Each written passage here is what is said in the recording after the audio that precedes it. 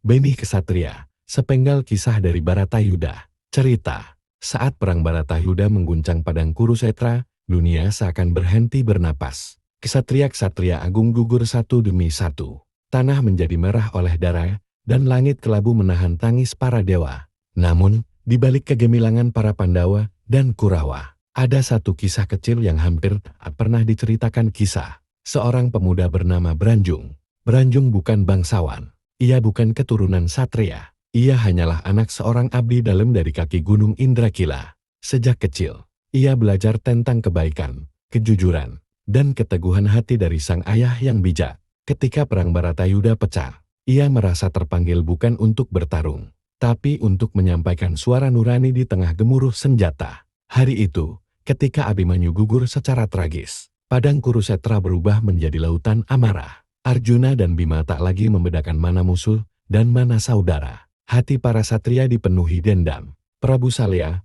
Panglima Kurawa hari itu, berdiri tegak dengan tombaknya yang menyala oleh sihir.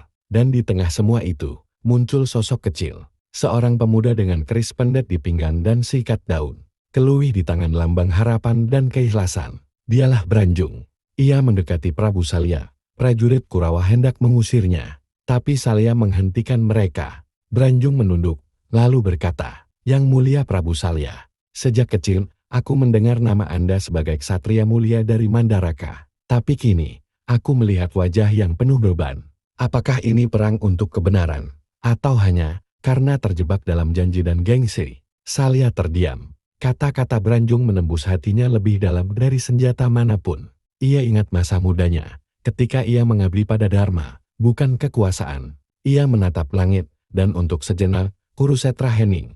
Namun, takdir tak bisa dihindari. Sebuah panah nyasar dari prajurit Kurawa menembus dada Branjung. Pemuda itu tersungkur, tersenyum dalam damai. Ia tidak mati sia-sia. Sejak saat itu, Prabu Salya bertempur bukan karena dendam, tapi dengan kesadaran.